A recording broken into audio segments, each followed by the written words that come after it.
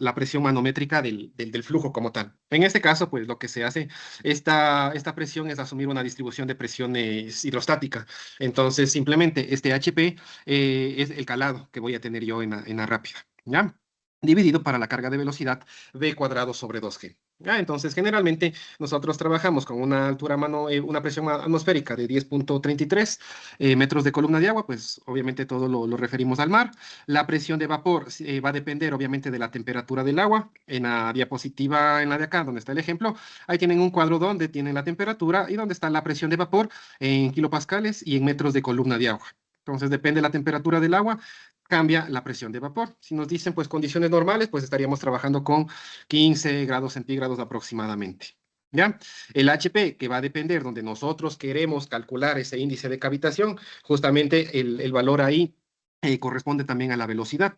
Entonces hay que ver a qué distancia nosotros vamos a calcular. Podemos calcular al final o en distintas partes intermedias, a los 2/3, al 1/3, para ir viendo cómo va evolucionando la velocidad.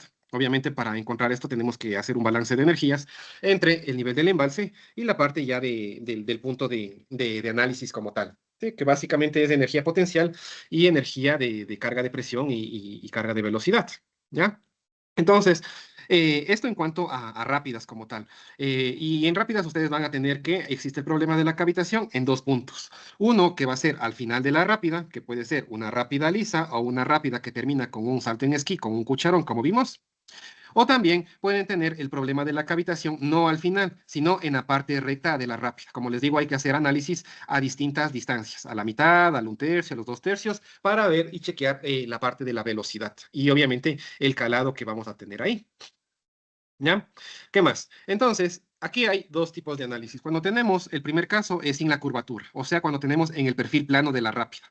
Una rápida lisa tiene un perfil plano, ¿no es cierto? Y queremos chequear ahí la cavitación. O puede ser en el cuenco disipador de energía, también, por ejemplo, en el que teníamos acá. ¿Sí? Aquí también es una parte recta, solamente que no tiene inclinación, pero igual el flujo viene con una alta carga de velocidad. Justo lo que están viendo aquí, esta grada, justamente esta grada es el aireador, es el que provoca la aireación como tal. Entonces, pues hay que calcular aquí, por ejemplo, para dimensionar este aireador, toca calcular el calado y la velocidad ahí. Entonces, como les digo, simplemente haciendo un balance de energías entre el punto inicial y el punto final, obviamente asumiendo si hay o no hay pérdida de energía.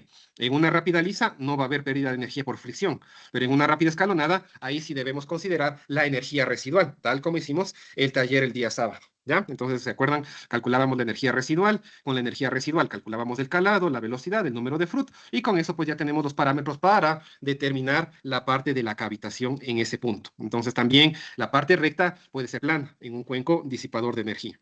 Entonces, cuando tenemos este caso sin curvatura en el perfil plano, este HP es muy similar ¿a qué? Al calado de agua. ¿Sí? Obviamente, bajo la suposición de una distribución de presiones hidrostática, bajo ese precepto, nosotros tenemos esa consideración, que para fines de diseño, pues va bastante bien, porque obviamente la dinámica va a reducir. Y en cambio, si queremos calcular la presión en el cucharón, o sea, en la parte cóncava donde tenemos ya un radio de giro, este HP tiene otra forma de calcular. Entonces, ahí va a ser igual a H, que es el calado de agua al final o en el cucharón, menos la velocidad al cuadrado dividido para la gravedad y por el radio de giro del cucharón. ¿Ya? Recuerden que este radio de giro estaba normado, ¿no es cierto? Este radio de giro tiene un valor que era ¿cuánto? ¿Se acuerdan? Era 10 veces la carga, o sea, 10 veces este H. ¿Ya? Entonces, ese radio de giro interviene. Ahí ya no podemos hacer esa suposición de distribución de presiones hidrostática, porque obviamente las líneas en ese punto ya no son ligeramente paralelas. Obviamente ya existe una concavidad y obviamente ya va a existir una velocidad angular que va a imprimir ese cucharón. Entonces, si el perfil es plano, el HP es el calado de agua, sea inclinado u horizontal. Pero si van a calcular la cavitación al final, por ejemplo, con un cucharón, ahí utilizamos esta fórmula donde H es el calado de agua menos V cuadrado, que es la velocidad, dividido para la gravedad y por el radio de la curvatura como tal, que como vimos, este radio del cucharón no es más que 10 veces que el calado de agua al final de la rápida. ¿Cómo calculamos eso? Pues como hicimos justamente al final de la rápida escalonada. ¿Qué hicimos? Balance de energías. ¿Y qué restamos? Pues restamos la parte del parámetro de vertido, que era el parámetro A, donde está inmerso la disipación. Pero eso, pues, obviamente, por una rápida escalonada, que obviamente ahí sí tenemos disipación de energía. Este HP, dependiendo, a veces puede ser negativo, ¿sí? Si es que hay succión, si es que hay una presión negativa, este parámetro les va a dar succión, les va a dar negativo. Entonces, pues hay que respetar ese signo. Menos HP, ¿sí? Si simplemente hay un calado, será positivo y me quedará menos HP. Pero si hay una succión, es decir, una presión negativa, o sea, todo esto me da un valor negativo, yo tengo que acá menos y menos el valor de HP, porque justamente ahí tendría un problema mayor, porque ya de por sí ya se da una presión negativa en ese punto. Dicho esto, pues podemos ya calcular el índice de cavitación. Entonces, primero calculemos el índice de cavitación justamente al final del cucharón. Justamente al final del cucharón. ¿Qué datos necesitamos? Pues obviamente necesitamos el caudal del vertedero, el caudal que está ahí circulando por ese vano. Para este ejemplo, 50 metros cúbicos por segundo. ¿Ya? El perfil curvo, obviamente el cucharón, el radio del cucharón tiene un radio de 20 metros. ¿Ya? La velocidad al pie, 6.94 metros por segundo, y el calado, 0.60. Obviamente estos datos los sacamos a partir de ¿qué? A partir de ¿cómo es la ecuación de energía, balance de energías como tal. Entonces, en este caso estamos justamente con Inge, este, sí, ¿sí? ¿Qué pasó? calculamos el D, ¿verdad? ¿Perdón? Con la ecuación de energía es lo que calculamos el D para sacar el Pues, R. sí, con ese calculamos el D y luego sacamos el R. Ya. Igualito como hicimos en la rápida escalonada. Energía arriba, energía abajo. Lo único que pasa es que en la rápida escalonada restamos el parámetro de vertido, porque ahí sí hay disipación en cada escalón. En una rápida lisa, o en una rápida inclinada, o en una rápida con cucharón, no podemos hacer eso porque no hay disipación de energía a lo largo de la rápida como tal. Entonces vamos con la energía completa. El radio, pues los 20 metros en este caso, ¿sí? Más o menos respetando este diseño como tal. De ahí lo recomendable es seguir un poco las recomendaciones de Vischerhager que vimos, que sea 10 veces el radio como tal. ¿Sí? Si ustedes recuerdan, cuando vimos los deflectores, que era el anterior, ahí estaba el libro de Vischerhager. Entonces, esa recomendación es la que hay que seguir. Con todo este ejercicio es del Spinecon, entonces ahí lo pueden obtener justamente del capítulo de aliviaderos. Ahí está este ejercicio. ¿Ya? Entonces, debemos calcular justamente el HP para calcular el índice de cavitación. Entonces, el HP va a ser igual a H, que es el calado de agua, menos B cuadrado sobre G por R. ¿Ya? HP va a ser igual. El calado al final, 0.6 menos la velocidad, 6.94 al cuadrado, dividido para 9.81 por el radio, 20 metros. ¿Ya? Entonces, operamos esto y nos da 0.35 metros de columna de agua. Ya, este es el valor de HP. Este es el valor que nosotros tenemos de este parámetro que es la presión manométrica local en el punto que nosotros necesitemos. Obviamente, este valor también puede ser negativo. Hay que respetar el signo que nosotros tenemos aquí. En este caso, pues nos da 36 centímetros, pero positivo. Entonces, el índice de cavitación lo calculamos como la parte de la presión atmosférica, que ya sabemos que por default es 10.33 metros de columna de agua, menos la presión de vapor. En este caso, la temperatura está a 20 grados centígrados, le corresponde una presión de vapor de 0,238, y menos el HP, que sería la presión manométrica local de 0,35. Dividido para B cuadrado sobre 2G, nos da un índice de cavitación de aproximadamente 4. ¿Ya? Entonces, este 4 hay que compararlo. Cuando el índice de cavitación es mayor a 1, estamos hablando de una condición segura. 1, 2, 3, 4, no va a haber problema de cavitación. Cuando tenemos que este valor está entre 0,4 y 1, existe un riesgo de cavitación moderado. ¿Ya? Depende, obviamente, de qué velocidad, qué inclinación de la rápida que vamos a tener. Y cuando es menor a 0,4, existe un alto riesgo de cavitación. Es un problema que va a complicar el funcionamiento normal de la estructura. Entonces, en este caso, pues no hay cavitación, ¿ya? Simplemente chequeamos, es mayor a 1, no hay problema y listo, se queda ahí. No tenemos que hacer absolutamente nada, ¿ya? ¿Qué pasa cuando este valor ya nos da o entre 0,4 y 1 o menor a 0,4? Cuando tenemos ese caso, lo que vamos a hacer es diseñar un aireador. Y de estos, los más comunes son estos que tenemos aquí. E igual, esta parte es del libro de aliviaderos de el Spinecor. Pueden ser en la rápida colocan ustedes una pequeña rampa para provocar un pequeño salto de flujo. Pueden colocar en lugar de la rampa un pequeño escalón o pueden colocar una ranura, ¿ya? Como una canaleta, como un canal, obviamente transversal, que va a ir a lo largo de toda la sección transversal. O puede, uno de los más comunes es este de acá, que tiene una pequeña rampa y al final de la rampa tiene un pequeño o una pequeña canaleta. Estos son de los que más se ocupan. Generalmente las rampas pues son para funcionamientos que no tienen mucho problema de la cavitación. Son generalmente para valores entre 0,1 y 1 metro de la altura de rampa como tal. El escalón pues ya tienen unas alturas mucho más grandes, entre 0,5 y 2 metros. Y la parte de las ranuras también son entre 1 y 2 metros de ancho y profundidades también de 2 metros. Depende mucho de el caudal de aire que necesitamos acá. Entonces, ¿qué pasa? El flujo viene por la rápida y esta pequeña interferencia o perturbación, como quieran llamarle, provoca un salto del flujo. Este salto del flujo justamente provoca que se airee porque esta canaleta va a estar conectado a un tubo lateral donde va a estar ingresando el aire. Miren, por ejemplo, acá. Aquí tienen la rampa, este es el caso que les estoy comentando. Aquí tienen la rampa, ¿no es cierto? Y aquí tienen la canaleta. Y esta canaleta está interconectada a este tubo vertical, que es por donde va a estar ingresando el aire, obviamente de forma natural. Ahí no hay un compresor o aireación forzada, sino simplemente es una aireación natural que nosotros vamos a tener. Y pues dimensionamientos, pues hay muchos. Partimos desde una rampa, un pequeño escalón, una ranura o la combinación de una rampa con la ranura o con el pequeño canal que nosotros tenemos ahí. Por ejemplo, en la foto que estábamos viendo del cuenco, este de acá, aquí tenemos solamente el escalón, miren. Y si ven esos tubitos que están ahí, justamente es por donde está ingresando el aire como tal. Pero ya este escalón por sí solo, pues ya provoca que el flujo se desprenda. Cuando el flujo se desprende, pues ya genera una cavidad ahí de aire, que es la que va a provocar esa aireación y por ende contrarresta el efecto de la cavitación. ¿Ya? Entonces, ahora hagamos el otro caso, justamente en el que nos da un índice de cavitación muy bajo.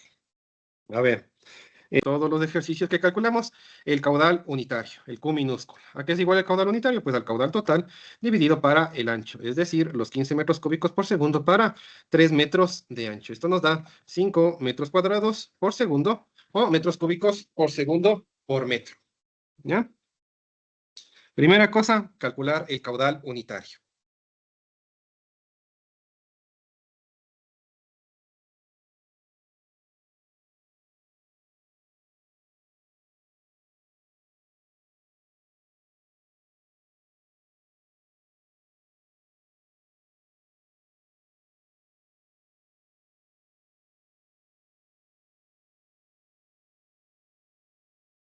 ¿Ya? Segundo paso, vamos a calcular la velocidad en ese punto, para ver qué tan alta es la velocidad ahí. Simplemente caudal unitario dividido para el calado que hemos calculado. ¿Ya? Caudal unitario 5 dividido para el calado, nos dice que ahí tenemos un calado de 0,25. Esto nos da 20 metros por segundo.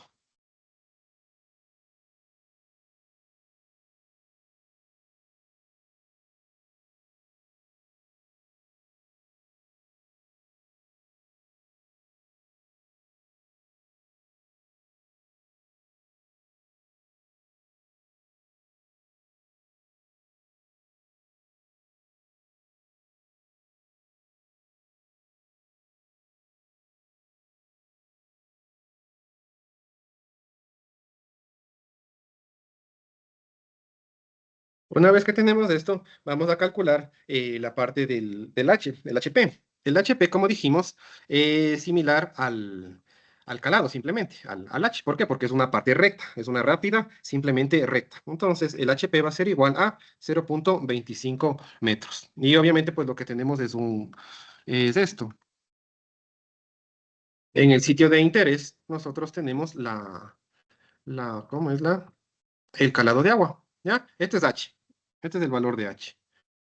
Sino que ahora sí me van a disculpar las letras patojas, pero estoy sin mouse. Y pues voy a hacer con la... ¿Ya? Ese es el H, simplemente. En una rápida recta es HP, o es muy similar al HP. Para fines de diseño, pues se lo toma como un valor igual.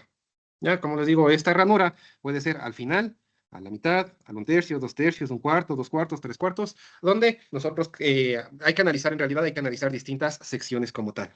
¿Ya?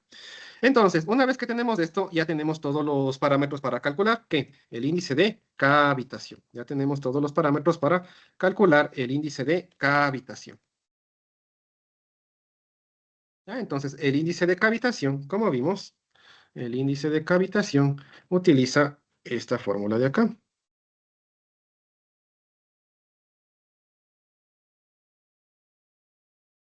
¿Ya? Ahí tenemos la fórmula del índice de cavitación. Entonces, el índice de cavitación, el índice de cavitación va a ser igual, ¿ya? El H atmosférico, la presión atmosférica, 10.33 metros de columna de agua, menos la presión de vapor. En ese punto tenemos una presión de 0.25 metros de columna de agua asociada a una temperatura, la temperatura del proyecto, del sitio donde está la rápida, y menos el HP. En este caso, pues el HP es simplemente el calado de agua, en este caso es 0.25 metros. Si nos da negativos, aquí debemos poner el valor negativo, pero en este caso es un valor positivo. Dividido, ¿para qué? Pues obviamente para la velocidad al cuadrado, que sería 20 al cuadrado, la velocidad al cuadrado, 20 al cuadrado, ¿ya? Y esto dividido para 2 por 9.81. Y esto dividido para 2 por 9.81. En pocas palabras sería esto. Algo así y algo así. ¿Ya?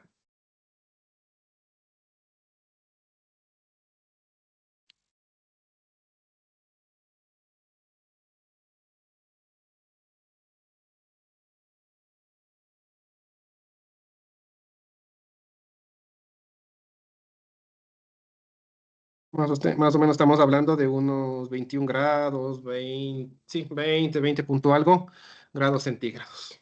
El HB, de la presión de vapor. ¿Ya? ¿Cuánto nos da ese índice de cavitación?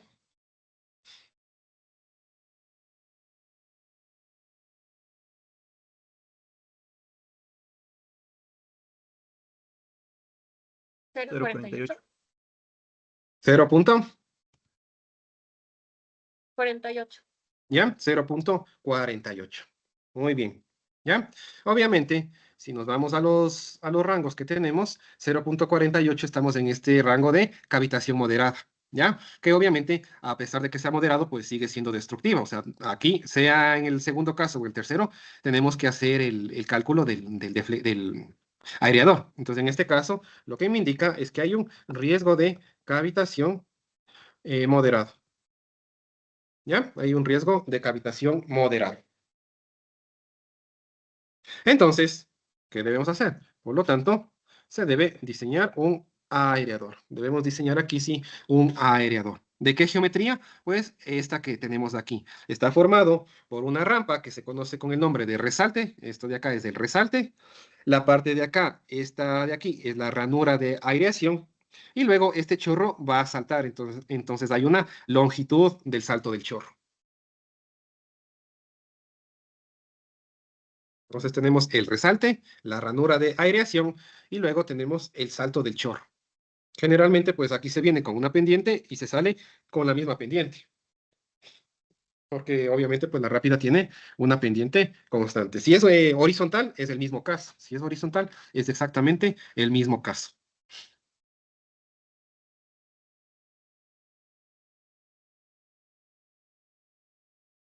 ¿Ya? Entonces, como primera parte, debemos diseñar el resalte o la rampa.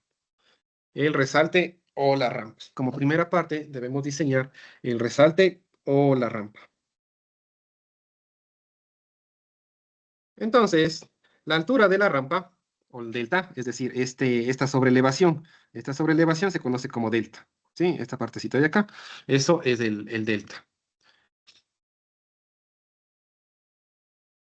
Esta partecita de acá, ese es el delta, ¿ya? Entonces, el delta se calcula simplemente con 0.15 o el 15% de ¿qué? De h, el 15% de h. Entonces, esto nos da 0.15 por 0.25, que es el calado en la rápida. Y esto nos da 0.0375. Es decir, podemos tomar un delta de 0.04 metros, ¿ya? Obviamente no vamos a diseñar un salto en esquí ni nada por el estilo. Por eso es que son a veces imperceptibles estas alturas, justamente para que el chorro no salga disparado hacia arriba. Entonces, lo único que se quiere es que el chorro se despegue un poco. Y eso se logra, pues, obviamente, con una pequeña altura. Si nosotros ponemos una altura mucho mayor, ya estaríamos diseñando un salto en esquí, un salto con un cucharón o una rampa de salida. Pero ese no es el propósito. Simplemente queremos generar una pequeña perturbación en esa parte de la ranura como tal.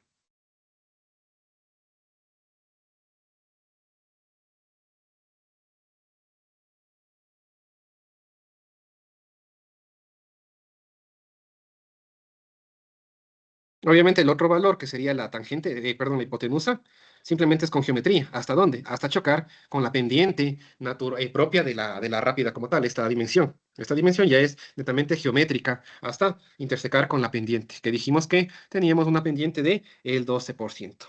¿Ya? Una vez que tenemos eso, vamos a calcular la longitud del salto. La longitud del salto. La longitud del salto. Sí, o sea, a partir de la salida de la rampa, ¿cuánto saltaría el chorro por efecto de esa gradita de cuatro centímetros? Como les digo, no queremos proyectar el chorro hacia arriba ni nada por el estilo. Simplemente queremos generar una pequeña perturbación para que salte y ahí se airee como tal. Entonces, la longitud del salto es igual a la velocidad por el valor de delta que acabamos de calcular, ¿ya? Y esto dividido para la gravedad por el seno del ángulo. Por el seno del ángulo. ¿Ya? ¿Qué ángulo? Pues el ángulo de la rápida expresado en grados. ¿Ya? Entonces, ¿qué tenemos que hacer? Pues debemos calcular. Estamos diciendo que la pendiente es igual al 12%. ¿Ya? O en pocas palabras, es 0.12 metros sobre metros. Esa es la pendiente. Por lo tanto, el ángulo va a ser igual ¿a qué? Al arco tangente de 0.12. Y nos va a dar el ángulo de esa rápida.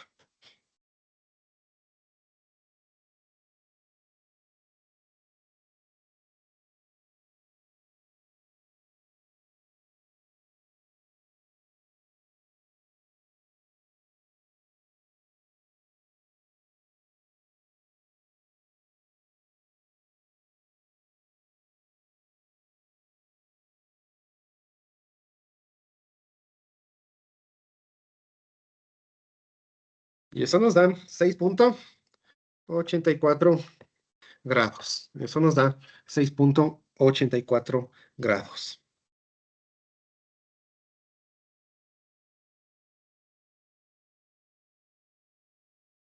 Entonces, la longitud del salto va a ser igual. La velocidad, 20 metros por segundo, multiplicado por el delta, 0.04 metros, dividido para la gravedad, 9.81, por el sen de 6.84 grados. Y tenemos el valor de la longitud de ese salto.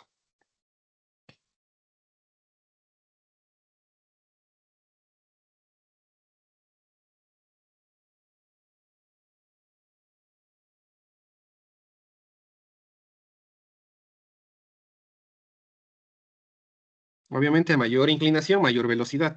Y por ende, aireadores más cercanos, no tan separados.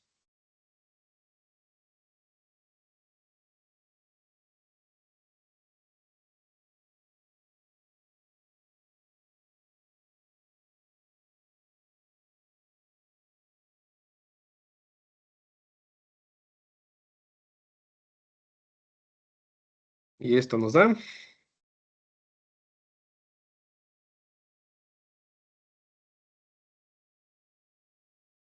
0,685.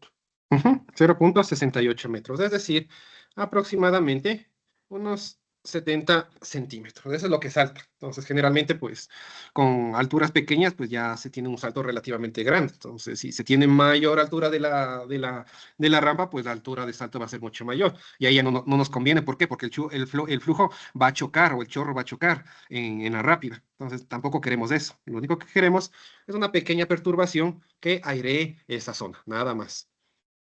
Entonces, este salto justamente desde este punto de acá hasta el punto de impacto es de 70 centímetros. O sea, esta parte de aquí vamos a tener que es de acá a la zona de impacto es de 70 centímetros. 70 centímetros. Disculpen las letras patojas, pero no tengo ahorita mouse. ¿Ya?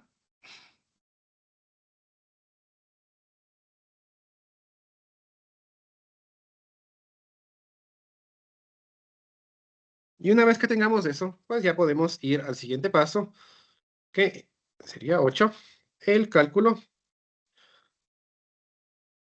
de la ranura. El cálculo de la ranura. Entonces, para esto utilizamos una ecuación que es la ecuación de flujo o intercambio de agua y de aire. En pocas palabras, el área de la ranura debe ser mayor a el caudal de aire dividido para el parámetro V sub A, para el parámetro V sub A, que es, si quieren, la velocidad del aire. El caudal de aire dividido para la velocidad que debe ingresar el aire en ese punto.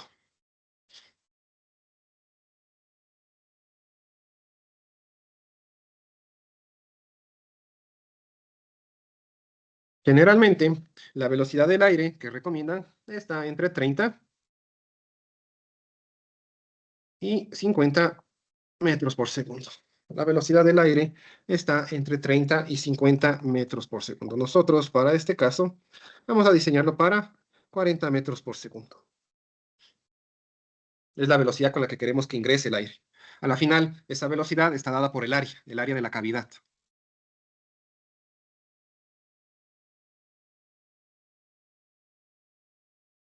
¿Y cómo calculamos el caudal de aire? El caudal de aire, el caudal de aire es igual a un parámetro, que es el parámetro alfa, multiplicado por el caudal de agua.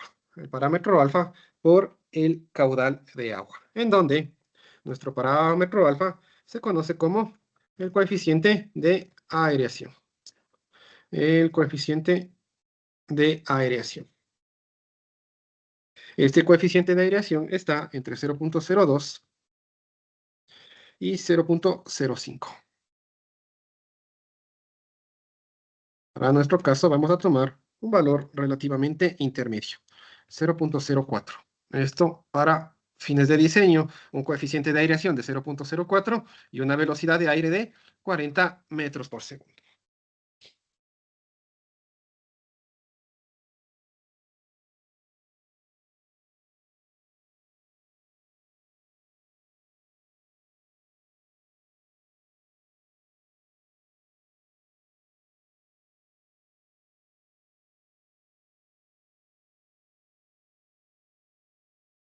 ¿Ya? Entonces, el caudal de aire va a ser igual a 0.04, que es el coeficiente de aireación, multiplicado por el caudal de agua. El caudal que teníamos del proyecto era de 15 metros cúbicos por segundo. 15 metros cúbicos por segundo. Esto me da un caudal de aire que yo necesito de 0.6 metros cúbicos por segundo de aire. Entonces, en pocas palabras, para airear esos 15 metros cúbicos por segundo, yo necesito 0.6 metros cúbicos por segundo.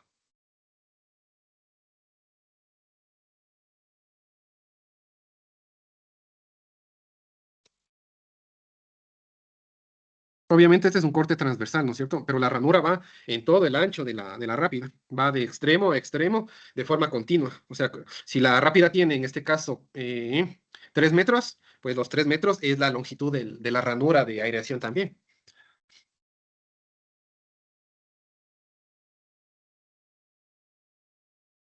¿Ya? Entonces, con esto ya podemos calcular el área de la ranura. Que dijimos que es igual ¿a qué? Al caudal de aire, ¿no es cierto? Al caudal de aire, el Q sub A 0.6, dividido para la velocidad del aire que hemos tomado de 40.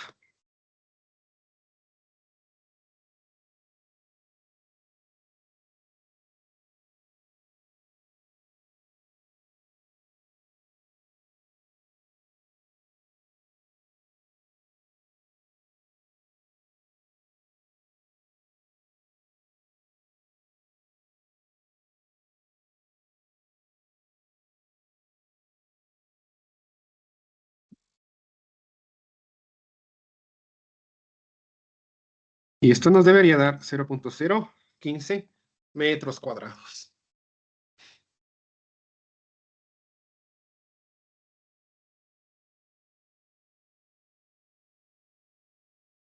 ¿Ya? Y la base mínima de la ranura es de 0.30 metros, según el ICOR. O sea, esta dimensión es mínimo 0.30 metros. Esta dimensión de acá es mínimo 0.30 metros. ¿Ya? Mínimo 0.30 metros. Entonces empecemos calculando con ese valor, con 0.30 metros.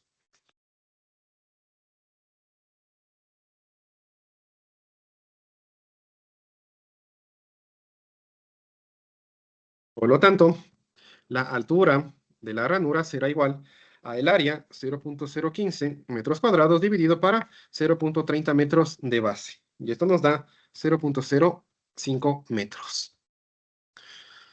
Según el Spinecall, la altura mínima recomendable por mantenimiento, más que nada, porque obviamente esas ranuras pues tienden a acumularse a veces de basura o de algo que pueda venir en el flujo, etcétera. Entonces, generalmente se deben dar mantenimiento. Entonces, alguien o una máquina o una persona debe entrar a desalojar todo lo que hay ahí. Entonces, para fines de mantenimiento, se recomienda una altura mínima de 0.20 metros.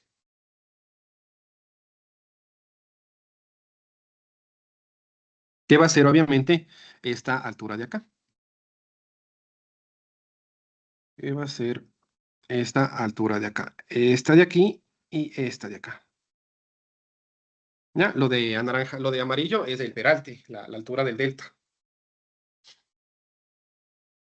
Y luego, pues, aquí sería 0.30, 0.20, 0.20 y todo esto sería 0.24.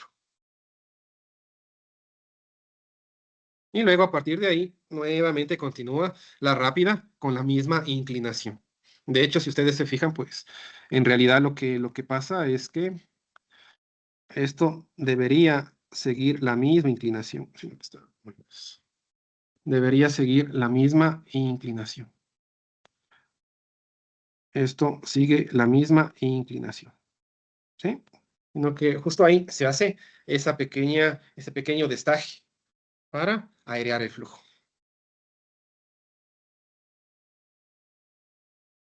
Estos son los más comunes, dado su facilidad constructiva y sobre todo la facilidad de mantenimiento. De ahí, pues, como ven, hay muchas geometrías. De geometrías hay un montón, ¿sí ven? Con orificios, este, por ejemplo, tiene el peralte, tiene el cajón, o sea, la canaleta, pero tiene aquí un pequeño voladizo, ¿ya? Entonces, justamente para evitar que ingrese material o lo que sea, pero obviamente es más complicado de cuidar o de mantener.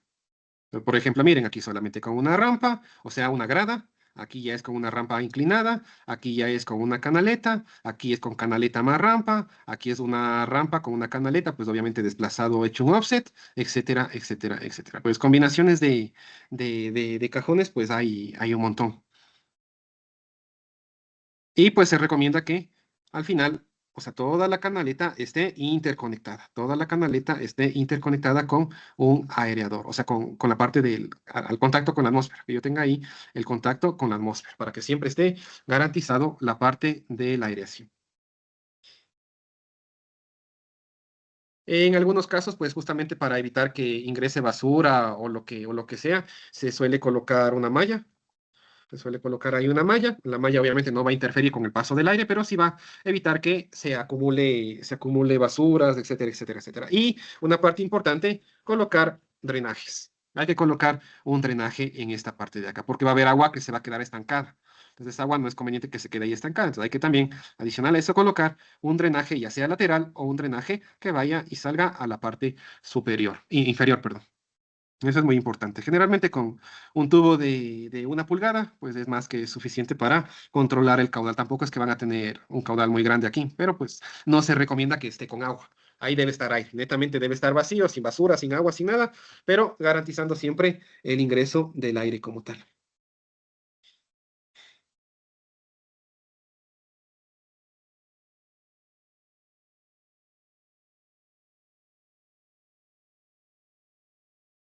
Y ya está.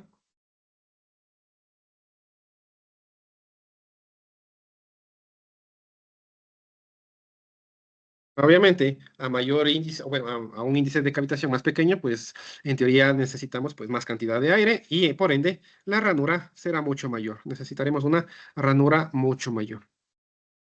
¿Qué pasa si no controlamos esto? Pues vamos a tener el problema como vimos en el video, ¿no es cierto? Que obviamente se produce ahí la cavitación y de a poco el hormigón se va a ir yendo por pedazos, va a ir saliéndose por pedazos de ahí y va a quedar solo el acero de refuerzo. Dije una pregunta, ¿cuánto de ¿Cuánto qué? altura mínima recomendable? 20. La altura mínima es 20 centímetros. Y el ancho de 30. Bien, si quieren pueden dejarle de 30 por 30 también, no hay problema. Obviamente menos de eso, no. ¿Podría volver a explicar ese paso de cómo son las longitudes? La longitud efectiva, o sea, la longitud del salto. Gráfico, sí, es el gráfico, justamente lo que pone con colores, el verde, el naranja. Ah, ya, este naranja es el delta, es justamente los 4 centímetros, este de acá. El, este de acá, el delta, ¿ya? Esta es la altura del peralte, estos son 4 centímetros. Generalmente, de la misma inclinación de la rápida, nosotros lanzamos los 4 centímetros. De ahí, por geometría, unimos con la intersección con respecto a la inclinación que vamos a tener. Esto es netamente geometría. Luego tenemos lo de las líneas de color anaranjado. Ahí son la altura de la ranura o la altura de la canaleta. Mínimo 20 centímetros. 20 centímetros aquí, 20 centímetros acá. Ese es lo mínimo. Nosotros nos dio ¿cuánto? Nosotros nos dio 5 centímetros. Entonces, pues lo mínimo 20. Y la base, que es la de color verde, esa mínimo 30 centímetros. Entonces, acá tenemos 20, acá vamos a tener 24 y acá vamos a tener 30.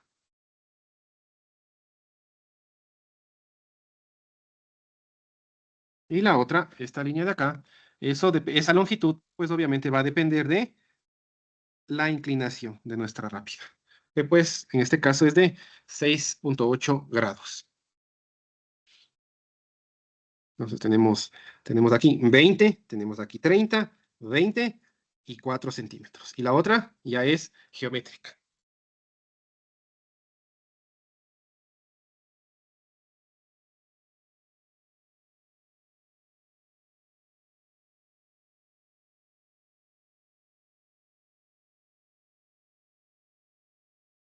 Obviamente, si colocamos deflectores, ya el deflector es mucho, ya hace las veces también de aireador, porque ya genera ahí una cavidad, una perturbación ahí en la geometría del cucharón. Entonces, todo lo que sea un escalón, una inclinación, lo que sea, lo que quieran que perturbe el flujo, ya me genera una aireación también. Entonces, generalmente cuando nuestro vertedero de excesos tiene ya de por sí deflectores, ya no hay tanto problema de cavitación como tal. ¿Dónde también hay este problema? Pues como veíamos en los cuencos disipadores de energía. En los cuencos disipadores de energía, ahí las velocidades también son muy altas. Entonces también hay que chequear ese índice de cavitación y colocar, de ser necesario, el aireador. En este caso, ¿dónde es más problemático la cavitación? Si ustedes recuerdan, en el espacio fraccional. ¿Qué era el espacio fraccional? La distancia entre el último bloque y el muro de ala. Ahí es donde vamos a tener ese problema.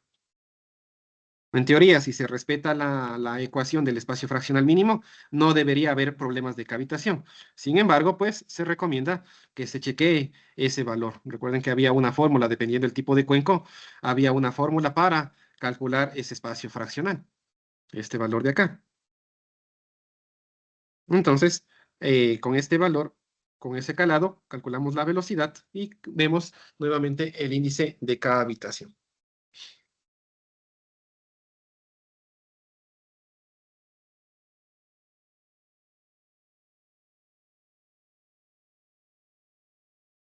Igual, este fenómeno es aireación natural.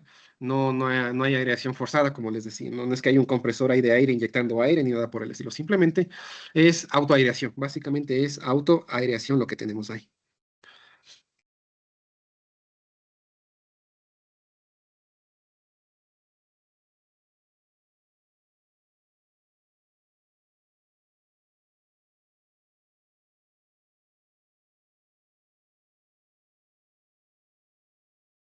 Y ya está.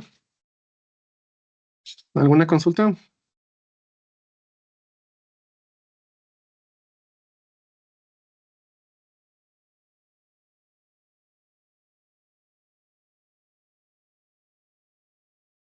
Listo. Y ahora vamos al siguiente elemento que nos falta para completar el diseño de una presa, que sería el desagüe de fondo. ¿Ya? Ya tenemos la presa, ya tenemos el vertedero, ya tenemos los deflectores, el chequeo de la cavitación que puede o no cavitar. ¿Ya? Se puede incorporar, como ustedes han visto en el Toachi Pilatón, o ahí tiene también aparte una rápida escalonada, que también ya lo hemos visto. Y ahora nos toca la parte del desagüe de fondo. Entonces, antes de entrar al desagüe de fondo, tenemos que ver algo que se conoce como la sedimentación que vamos a tener en el embalse. ¿Por qué? Porque obviamente de la cota o de la altura del nivel muerto, del nivel de sedimentos, va a ser obviamente las dimensiones que yo necesito de mi desagüe de fondo. A la final, el desagüe de fondo pues va a funcionar como un orificio. Entonces, pues dependiendo la carga, pues la idea es lavar todo ese sedimento que yo voy a tener. ¿Ya? Entonces, como ustedes saben, pues en un río viene dos caudales, el caudal líquido y el caudal sólido. Entonces, pues el caudal sólido es un parámetro muy importante que se debe estimar o calcular para un correcto dimensionamiento de la presa como tal. ¿Por qué? Porque la presa, al ser una pared que va a ir en todo el ancho del río o del encañonado, pues obviamente va a provocar que todos los sedimentos que vienen en el río se van a quedar acumulados aguas arriba. ¿Ya? Este sedimento depende de las características del sedimento que viene en la cuenca y que viene en el río. Generalmente, los sedimentos más gruesos se van a quedar en la parte de arriba, que se conoce como la cola del embalse. En cambio, los sedimentos más finos se van a ir depositando justamente en la base o al pie de la presa como tal. Esta es por ejemplo, una presa a gravedad. Ahí está la corona, la longitud de la corona, aquí están los vertederos de excesos, ya solo nos falta el desagüe de fondo y el cuenco disipador. Entonces, dependiendo el río, pues el aporte del sedimento va a ser muy alto. Hay ríos que tienen mucho sedimento en ese caudal.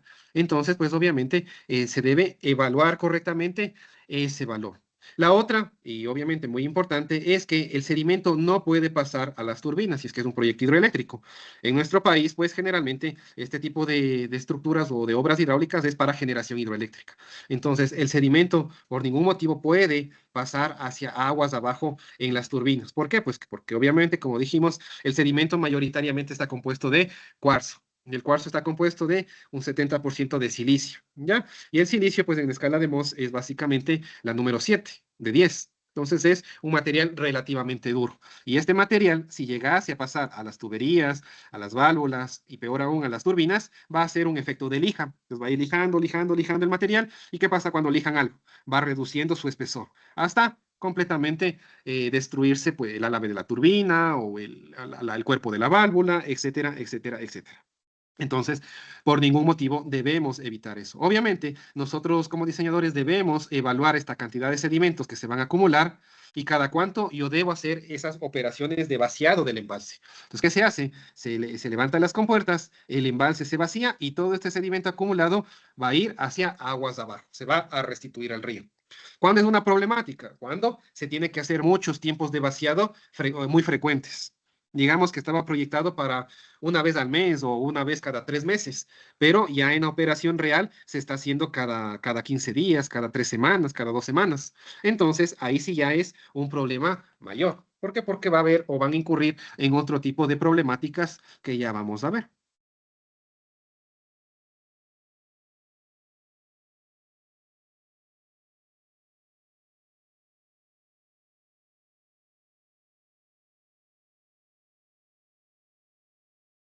Por ejemplo, miren acá. Esta es la presa de Agoyán, ¿sí? Este es el vertedero de excesos que acabamos de calcular. Aquí está el cimacio y luego ya está el perfil hidrodinámico. Y vean, ¿qué será todo esto? ¿Si ven toda esta montaña? Todo esto es el sedimento acumulado. Entonces, vean, prácticamente el sedimento o la altura del sedimento está ¿a dónde? Al ras o en la cota del vertedero de excesos. Todo esto provoca que se pierda capacidad del embalse. Y al perder capacidad del embalse, pues obviamente no tenemos el caudal que deberíamos turbinar. Entonces, miren la problemática de acá. Y este es en un proyecto de acá, es de la Guayán. Pero vean, el nivel del sedimento, o sea, todo esto de sedimento está casi, miren, a la cota del vertedero de excesos. Recuerden que había tres niveles. El nivel máximo de operación, cuando ya vierte al vertedero, el normal, y muy por debajo, el nivel muerto o el nivel de sedimentos. Pero vean en este caso, el nivel de sedimentos ya ha alcanzado el nivel de la cota del vertedero de excesos.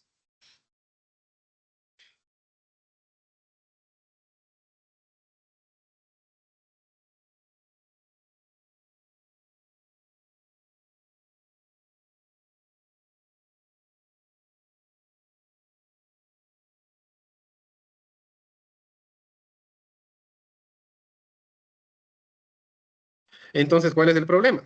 Pues obviamente la problemática es un poco ya desde el punto de vista medioambiental del río.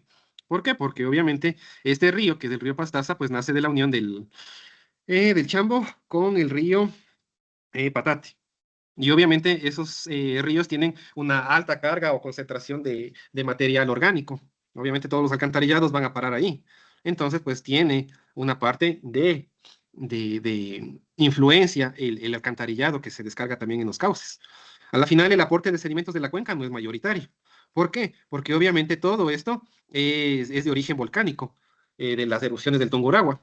Entonces, aporte como tal de sedimento de la cuenca no hay. Lo que hay es el alto grado de contaminación de los dos ríos, el Patate y el Chambó, que se unen arriba y dan origen al Pastaza que viene a parar acá. Entonces, miren, por ejemplo, acá, vean.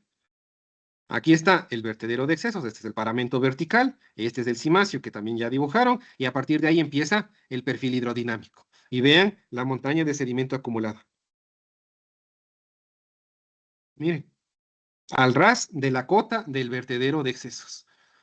Y vean las personas, ahí está el tamaño de una persona respecto al de la estructura. Pues, obviamente lo que se hace son las operaciones de lavado y de mantenimiento. Miren, entonces se vacía el embalse y obviamente entran cuadrillas de trabajo a eliminar ese sedimento.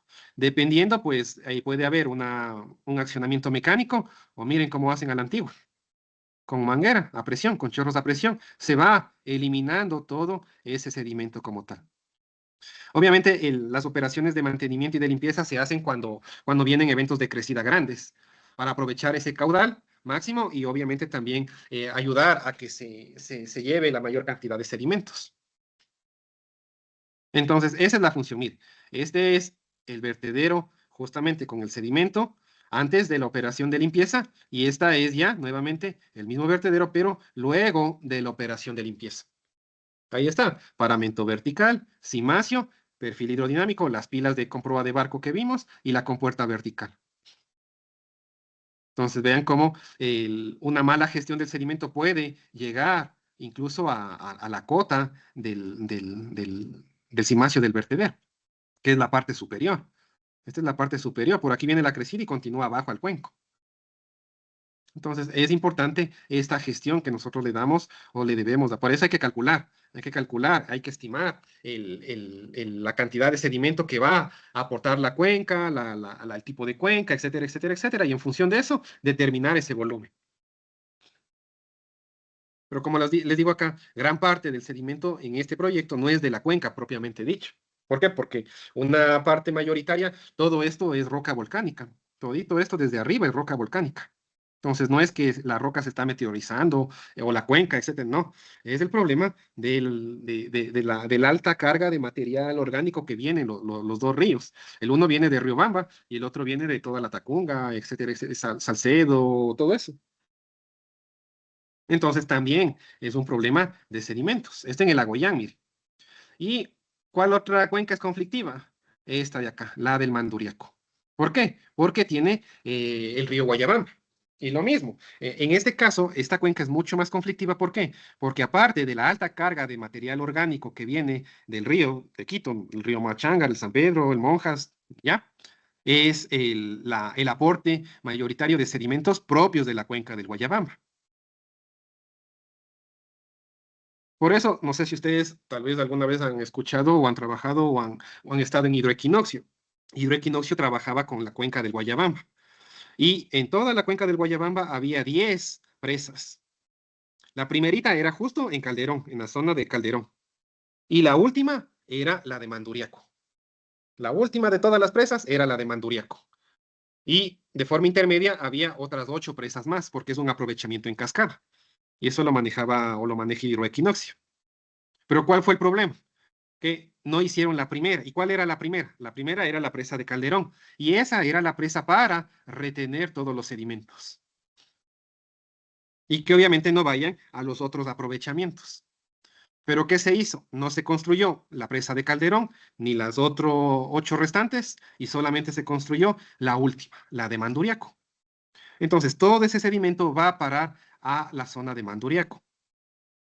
¿Ya? Entonces, ¿qué pasa? Pasa que aquí tienen que hacer operaciones de lavado, o sea, de vaciar el embalse más frecuentes. ¿Cuál es la característica de Manduriaco? Estas son las tomas de agua porque es una central a pie de presa, que tienen un desarenador interno, un desarenador en el fondo. Esto se coloca cuando se tiene un río o una cuenca con alta cantidad de sedimentos que va a aportar. Ahí se coloca un sedimentador en el fondo. ¿Para qué? Para que se acumule aquí el material, pero el agua limpia está, obviamente las rejillas, si ven, está más arriba de la cota donde se va a acumular el sedimento. Pero ¿cuál es el problema?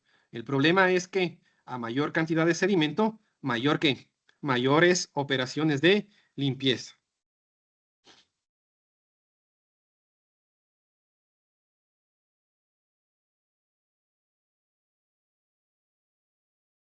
Ya, miren, ahí está el proyecto Manduriaco y ahí se está vaciando el embalse. Este es un vaciado del embalse. Entonces, obviamente, el caudal mismo del río va provocando, va lavando todo el sedimento. Miren, estos son los desarenadores completamente colmatados de sedimento. ¿Sí ven? No, este es el desarenador subterráneo o interno que le llaman. Pero ya está completamente colmatado de sedimento. ¿Ya? Miren acá. Este es el desarenador interno. Sí, aquí está el embalse y este es el desarenador interno. ¿Ya? Aquí está el primer vano, acá está el otro vano de los desarenadores. ¿Ya? ¿Qué ven de raro ahí en esa fotografía?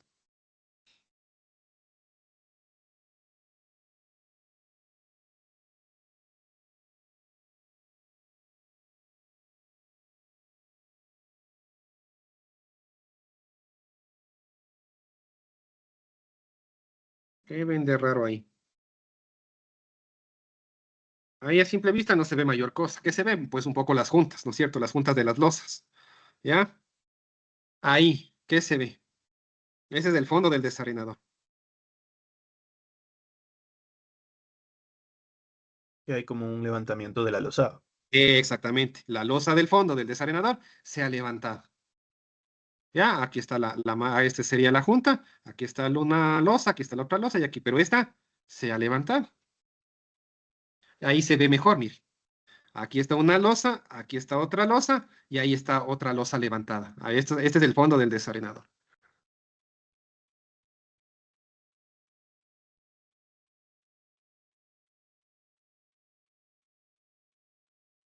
¿Ya? Es Esto es la problema zona. es por problemas de drenaje que sucede eso. Ya vamos a eso. Ya vamos a eso. Miren, ahí está, este es peor. Esta ya no solo se ha levantado, sino que ha pasado. Se ha desplazado del sitio de donde estaba. Nuevamente, ese es el fondo del desarenador.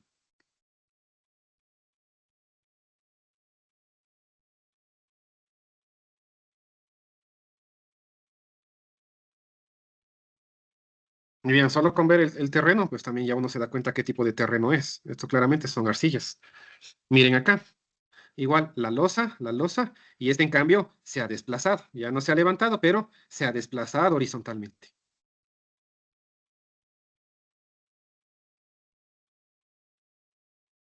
Ahí está mejor. Aquí están las losas, esta está levantada y esta está completamente desplazada. Y obviamente la idea es que de estos desarenadores es que se llenan de, obviamente, de sedimento y el agua, claro, o sea, la rejilla está por encima de ese desarenador. Se entiende que en este nivel hay agua clara, entonces ya no hay sedimentos, ya todo se sedimenta en estos cajones, por así decirlo.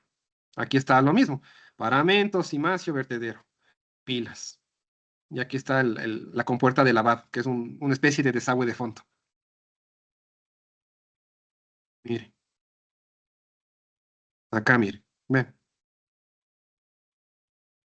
completamente levantada. Vean, y vean el tamaño, ahí están los dos técnicos, mire. Si ven el tamaño de ese desarenador, es gigantesco.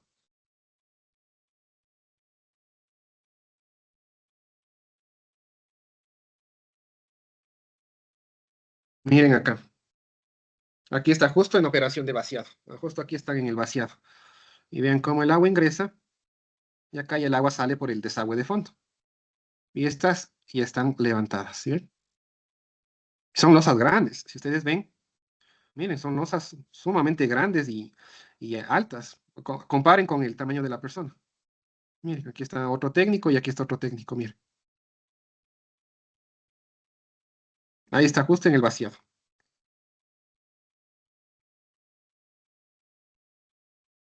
Ahí están levantadas. Esa también está levantada. Y ahí están vaciando, justamente ahí están vaciando. ¿Qué creen que pasó?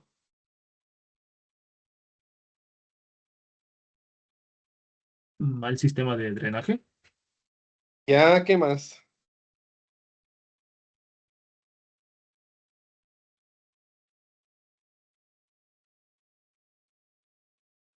Cuando no está bien calculado la cantidad de sedimentos de la cuenca, ¿qué va a pasar?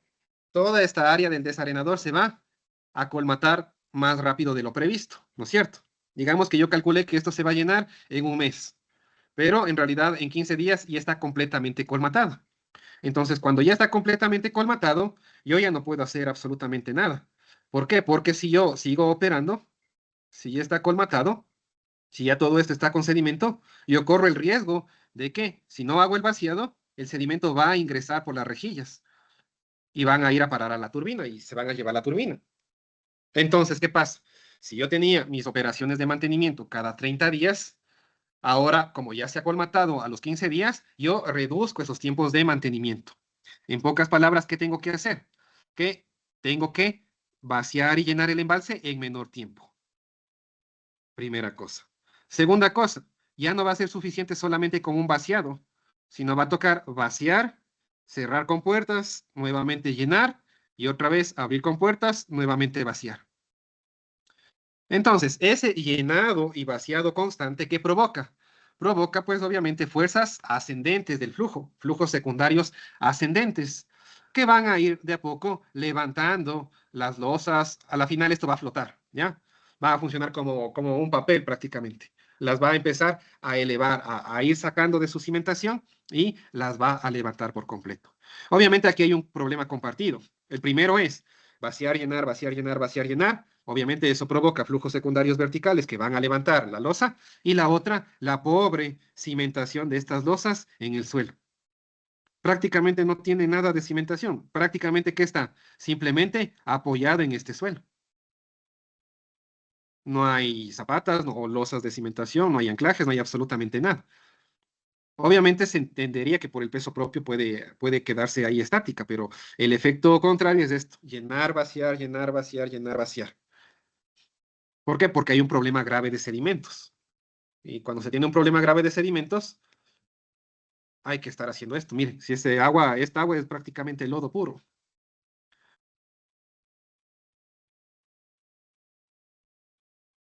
Entonces, ese es otro problema. Entonces, yo estimo mal la cantidad o la producción de sedimentos y eso se va a repercutir en el nivel de sedimentos del embalse y obviamente en la frecuencia de operación de vaciado.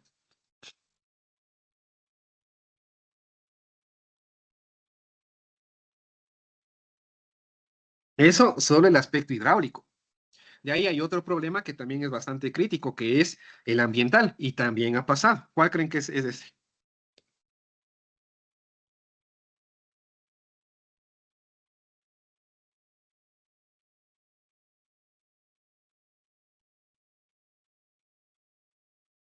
¿Cuál creen que es ese problema?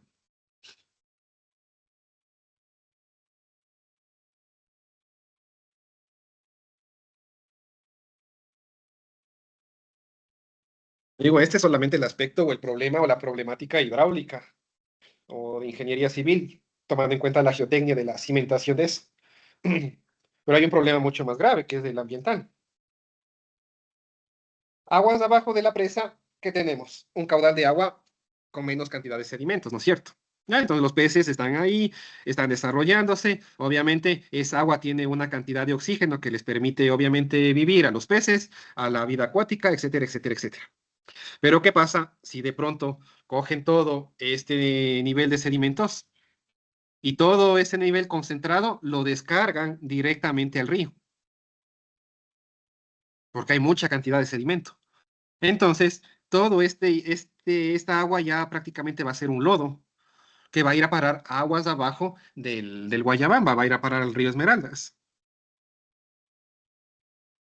¿Eso qué va a provocar? Que no haya oxígeno disuelto en esa agua como tal, porque más va a tener sedimento que agua. Va a ser, básicamente va a ser un lodo. Y eso va a provocar que los animales mueran aguas abajo. Y también ya ha pasado. Ya se ha visto que obviamente han muerto muchos peces por justamente estas operaciones de limpieza de los sedimentos.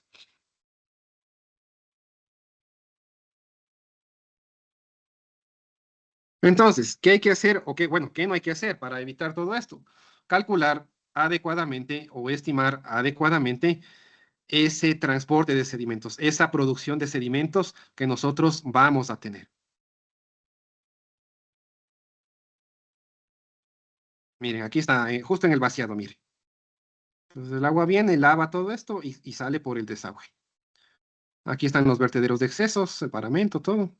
Y estas son las rejillas para, aquí las turbinas están aquí adentro, están a pie de presa las turbinas, son turbinas Kaplan. Pero vean, aquí el problema es llenar, vaciar, llenar, vaciar, llenar, vaciar. Y ha provocado ese levantamiento de las losas del desarenador interno. Pues no es solamente levantemos la compuerta, hagamos el lavado y ya está. Sino pueden incurrir en otros problemas de tipo estructural y de tipo ambiental, aguas abajo.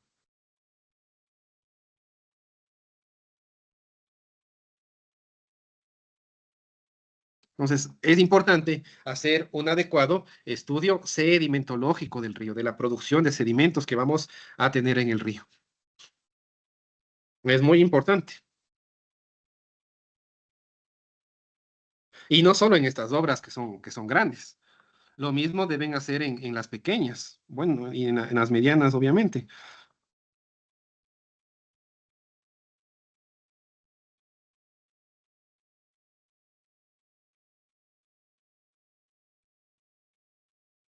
Miren, otro ejemplo es la captación del río Pilatón. Entonces, la captación del río Pilatón es el primer aprovechamiento en cascada, ¿no es cierto? Y que tienen, pues aquí estaban en época de construcción. Estos son los vertederos de excesos. Aquí están los desarenadores, que son laterales, obviamente con la rejilla lateral. Pero ¿qué ha pasado? En el río, de a poco se ha ido formando este acorazado que se llama, que no es más que una acumulación de sedimento grueso. ¿Y por qué se ha acumulado el sedimento grueso? En esa parte exacta. ¿Por qué creen? A pesar de que viene agua, viene caudal, se entendería que debería llegar a una operación de lavado. Y no van a creer lo que les voy a decir y por qué pasa eso. El río siempre tiende a su condición original, siempre. Cualquier río, hagan lo que hagan, o pongan lo que pongan, siempre va a tender a su condición original, siempre. Como decía un profesor mío, de hidráulica, el primer hidráulico que vino acá, era que el agua tiene memoria. Él sabía siempre decir que el agua tiene memoria. Y que el agua, él sabía decir siempre que el agua es el único que sabe de hidráulica. Y ya van a ver por qué. Miren, esta es la problemática. ¿Ya? Aquí, este es el canal de aproximación y se empezó a acumular sedimento ahí. Nadie sabía por qué. Porque obviamente venía el agua del río y se entendería que las rocas vayan con la velocidad del agua del río, continúen para abajo y ya está. Eso era lo, entre comillas, lógico. Y nadie se explicaba por qué el material siempre se acumulaba y se acumulaba y se acumulaba ahí. Entonces, luego de hacer el estudio pluviomorfológico del río, esta es la ortofotografía del 2010, ¿ya? Este es el trazado del río, el original, de donde está la captación del Pilatón. Es la línea roja, el río viene por acá, y continúa. Y aquí está la vía que va a Santo Domingo, y acá ya es el desvío, acá era antes la vía actual, bueno, la anterior, y luego pues ya se hizo el desvío por el túnel que existe hoy. Y esto ya, este tramo ya se cerró. Este era el río original, 2010. ¿Ya? Listo. ¿Qué pasó? Que ya luego, en el 2017, ya se empezó con la parte de la construcción de la obra de toma. Entonces, ahora, ¿qué se hizo? No se respetó este trazado del río. Entonces, este trazado del río claramente se ve que esta zona de acá, que esta zona de aquí, esto de acá es una zona de sedimentación, es una playa donde el material se va a sedimentar, porque es la parte interna de la curva. Aquí se va a sedimentar el material, es una playa de sedimentación. Si viene la crecida, va a pasar por ahí. Entonces, ¿qué pasó? Llevaron las obras y miren, ¿qué hicieron? Rectificaron el río. La línea roja es el río como estaba originalmente, pero luego de la construcción de la obra de toma, rectificaron el río. En pocas palabras, lo llevaron hacia la zona donde teníamos esa zona de sedimentación. Esta zona de acá. Esta zona de sedimentación, ya, se llevaron allá.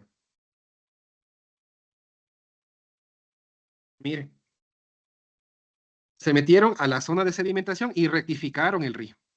Ahora el río viene la línea roja, se respeta esto, pero de acá ya se desvía.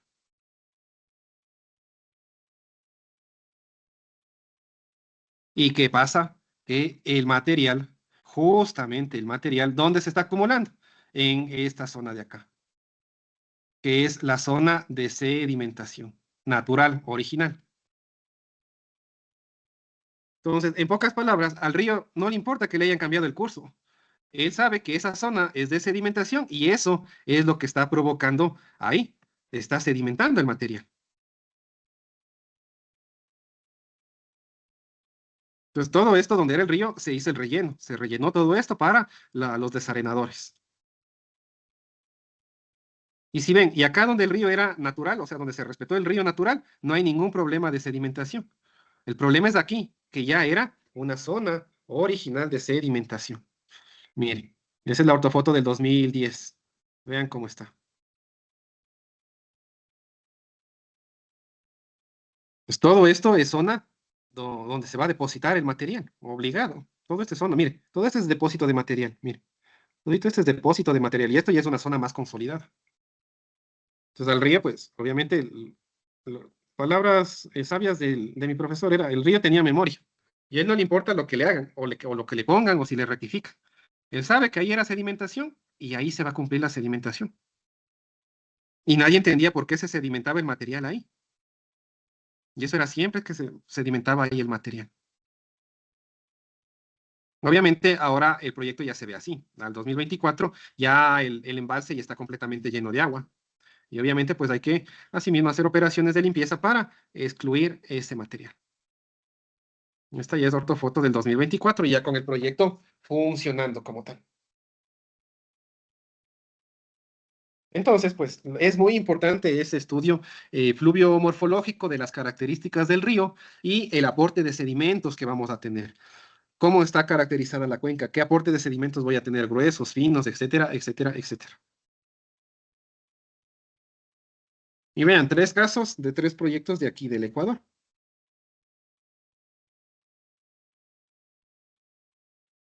Justamente donde están aquí los puntitos anaranjados es esta parte de aquí, mira, el canal de aproximación. Y eso que tenía otra foto, déjenme ver si tengo, donde estaba incluso más acumulado el material.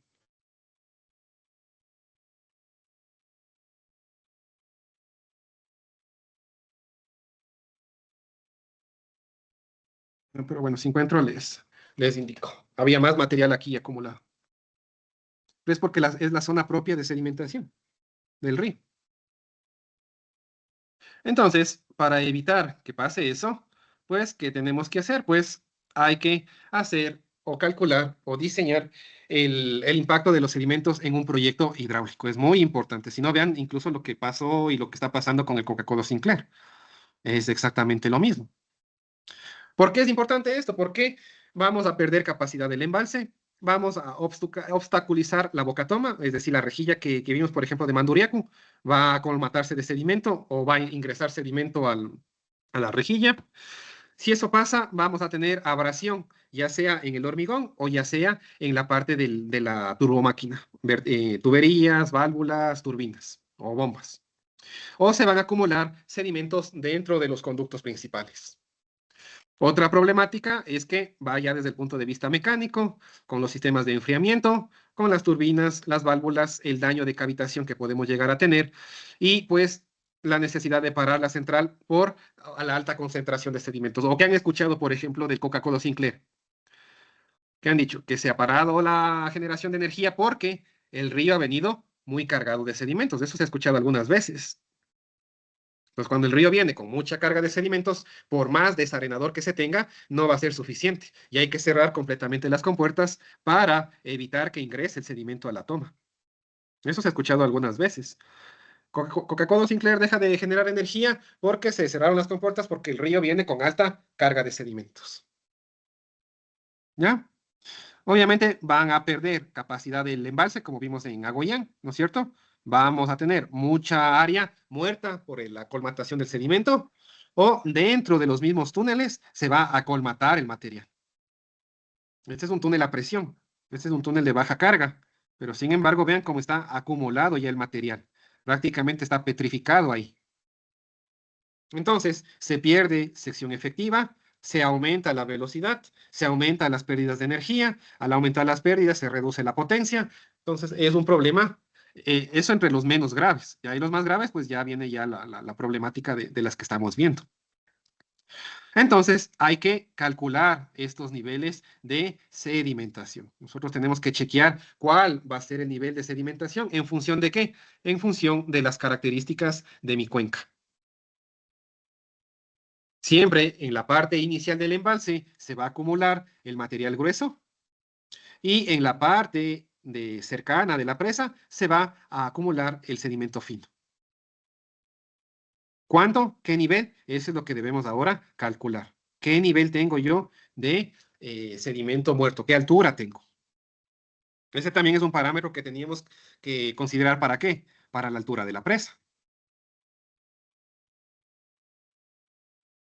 Vean, por ejemplo, acá. Esta es una turbina. ¿Qué turbina es? Esta es una turbina Francis. Aquí están los álabes de la turbina.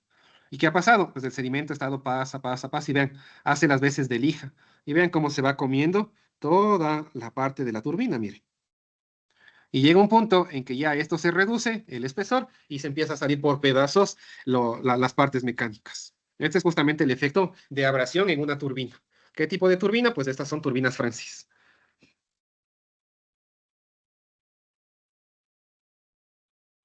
Lo mismo acá. ¿Sí? Lo mismo acá. Miren la parte de la abrasión. Bueno, esta es la válvula en buen estado. Estas de acá son las de buen estado, o sea, prácticamente lisas. Este, en cambio, es una válvula de aguja. ¿Ya? Y en cambio, acá ven, la misma válvula, pero ya con la parte de la abrasión, como la lija que hace las veces del sedimento. ¿Y cómo el sedimento puede lijar algo tan duro como el acero? Por la composición del sedimento. Por más pequeño que sea el sedimento, tiene una alta concentración de cuarzo que contiene silicio. Entonces, hay desgaste del cuerpo de la válvula, hay desgaste del punto de unión de la válvula, y eso a la larga va a degradar completamente la válvula. Vean, esta es una válvula esférica, en cambio, o sea, redonda. Miren cómo se ha comido, entre comillas, todo el acero de la válvula. Solamente por el efecto del sedimento. Pasa por ahí el agua con el sedimento y va lijando ese elemento. Entonces, es un problema que se debe considerar, que se debe tener especial cuidado. Al menos en nuestro país, donde tenemos condiciones un poco más especiales, de las cuencas, de la parte hidrometeorológica, de la parte de producción de sedimento, hay que tener esa precaución. Y como les decía, ¿por qué pasa esto? Porque obviamente nosotros tenemos al cuarzo, que es prácticamente silicio, en el grado 7 de la escala de Mohs. El talco, el elemento más frágil, el diamante, el elemento más duro, el de mayor dureza. A breves rasgos, pues un acero inoxidable, ¿sí? Un Ca6, más o menos tiene una escala de 6 a 7 en escala de Mohs. Un acero inoxidable 316, que se usa bastante, tiene entre 5 y 6 en la escala de Mohs. Un acero simple, únicamente considerando carbón estructural, tiene una resistencia de 5 y 4 en escala de Mohs. Y si ya nos vamos a un recubrimiento para evitar desgaste, sobre todo con tungsteno, ya estamos en una escala de 8 a 9, pero el costo se eleva exponencialmente. Entonces, nosotros estamos trabajando con aceros que están en escala de Mohs entre 5, 6 y en el mejor de los casos 7. Y el sedimento, pues obviamente estamos en la escala de 7.